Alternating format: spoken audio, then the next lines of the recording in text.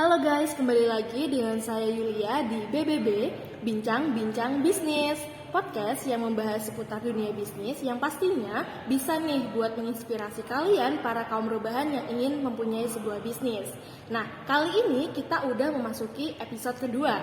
Sebelumnya, gimana nih kabar kalian semua? Apa sudah ada yang termotivasi karena mendengarkan podcast minggu kemarin?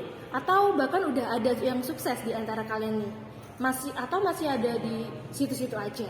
Tapi jangan khawatir, buat kalian semua para pejuang bisnis di luar sana, tetap dengerin podcast BBB karena di sini kita akan selalu mengundang bintang tamu yang sudah memiliki banyak sekali pengalaman di dunia bisnis yang tentunya bisa nih memberi inspirasi ke kalian semua. Oke, langsung aja di depan saya sudah ada 4 bintang tamu yang udah jauh-jauh datang ke sini nih. Halo, gimana nih kabarnya? Bisa say hi dan kenalan dulu nih. Halo, saya Sabta. Halo, saya Desi. Hai, saya Amel. Halo, saya Mariska. Oke, karena sudah perkenalan, kita langsung aja nih tanya-tanya mereka. Jadi untuk tema kita di hari ini itu Sustainability Digital Business. Sebelum kita memulai membahas lanjut, tentunya kita harus tahu dulu dong apa artinya. Jadi kalau dari pengalaman kalian ini di dunia bisnis, apa sih itu Sustainability Digital Business? Oke, jadi kalau dari pengalaman saya, sustainability itu kemampuan atau usaha yang dilakukan oleh para bisnis-bisnis ini biar mereka itu gak cuma menghasilkan laba aja, tapi mereka juga harus peduli sama lingkungan di sekitarnya, atau setidaknya mereka itu harus mengurangi limbah yang mereka buang ke lingkungan gitu.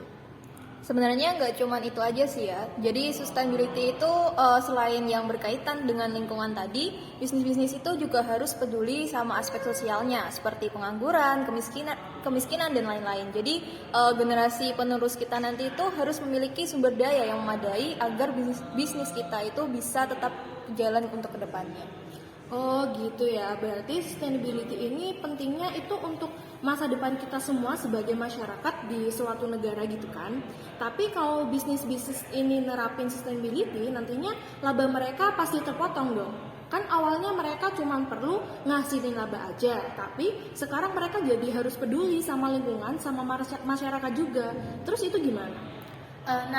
Ini yang terkadang orang salah paham sama konsepnya. Jadi sustainability itu fokusnya ke masa depan dan jadi mungkin nggak bakal langsung bisa dirasakan. Tapi misalnya aja gini, anggap aja semua bisnis ini nggak nerapin sustainability, lalu mereka itu terus-terusan ngehasilin limbah ke lingkungan. Awalnya sih mungkin masih baik-baik aja, tapi lama-lama lingkungan ini juga akan rusak. Nah, kalau udah rusak, terus mereka mau jalani bisnis mereka itu gimana dong? Ada lagi gini nih. Bisnis itu kan terkadang lebih suka memakai sumber daya yang terbatas, atau kadang masih banyak juga mereka yang masih melakukan pemborosan biaya di bisnisnya. Dan sebenarnya dibandingkan memakai sumber daya yang terbatas itu akan lebih menguntungkan ke depannya jika mereka memakai sumber daya yang tidak terbatas. Karena kalau terus-terusan dipakai, lama-lama sumber dayanya kan juga akan habis. Jadi para bisnis ini gimana pun caranya untuk tetap bisa bertahan, mereka itu harus mulai mengurangi pemborosan biaya dan juga penggunaan sumber daya yang terbatas. Asal kalian tahu juga ya, untuk sustainability sendiri itu juga punya dampak ke perusahaan loh. Bayangkan aja kalau sebuah perusahaan itu peduli sama lingkungan dan sosial, kayak akan menanam satu pohon untuk setiap produk yang mereka terjual gitu, atau melakukan bagi-bagi makanan ke korban bencana atau rakyat miskin. Nah, pastinya itu reputasi dari bisnis sendiri itu kan di masyarakat jadi baik dong. Nah, kalau reputasinya baik, pasti masyarakat itu jadi gak perlu ragu lagi untuk beli atau pakai produk bisnis itu. Dan lagi Anda pastinya tuh juga gak mau kan pakai produk bisnis yang rusak lingkungan. Ya sih, saya sendiri juga gak mau kalau harus pakai produk dari perusahaan yang kayak gitu. Jadi sebenarnya gak cuman buat lingkungan sekitar aja, tapi buat perusahaan itu juga banyak manfaatnya ya. Ya walaupun memang beberapa manfaatnya itu gak bisa dirasain langsung sama perusahaan ini. Nah, karena kita udah tahu nih konsep-konsep dari sustainability, lalu sekarang bagaimana sih biar bisnis kita itu bisa nerapin dari konsep sustainability ini? Apa yang harus kita lakukan? Kalau awalnya udah jelas sih, kita harus paham dulu mengenai konsep sustainability seperti yang udah dijelasin tadi. Tapi di sini saya anggap kalian semua sudah paham ya. Jadi selanjutnya kalian perlu netapin tujuan dan misi yang realistis yang bisa kalian capai. Jangan terlalu tinggi atau terlalu rendah. Buat aja yang di tengah-tengah itu, jadi kira-kira masih bisa dicapai dengan kemampuan kalian saat ini.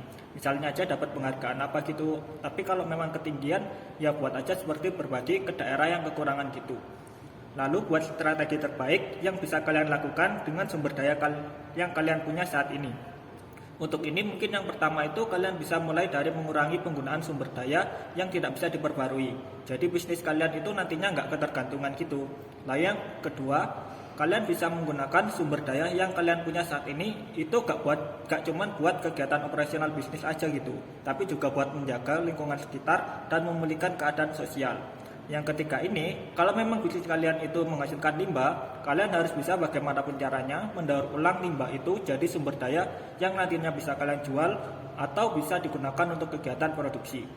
Nah yang keempat, daripada menjual atau membeli, kalian itu juga bisa membeli opsi untuk menyewakan produk.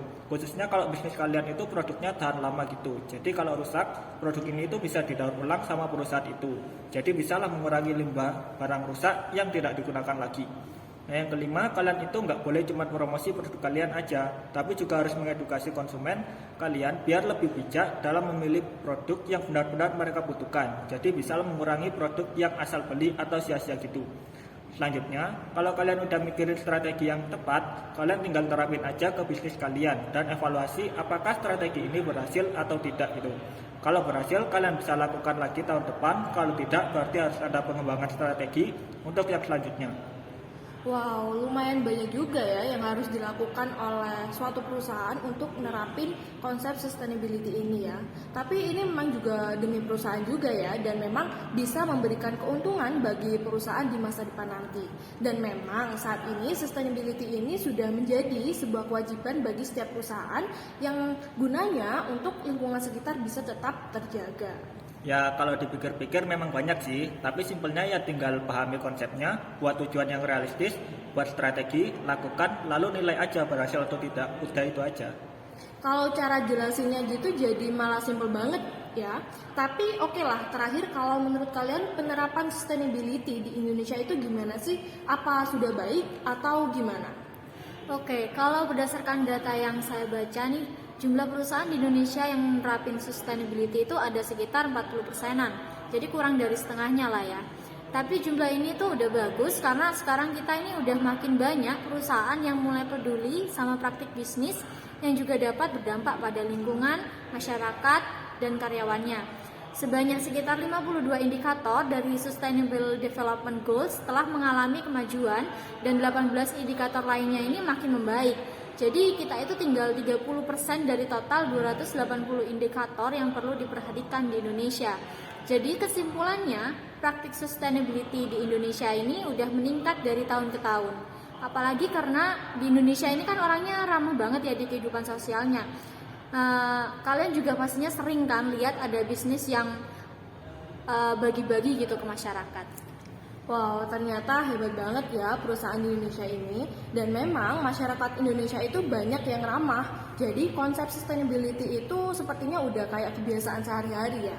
Oke, itulah pembahasan kita kali ini mengenai sustainability digital business. Banyak sekali pembahasan yang seru banget tadi dan tentunya memberikan kita banyak pengetahuan baru masalah dunia bisnis ya teman-teman. Sebenarnya masih banyak banget nih hal yang ingin kita bahas dengan narasumber di sini. Tapi ya karena memang mereka pemilik bisnis jadi waktunya terbatas ya.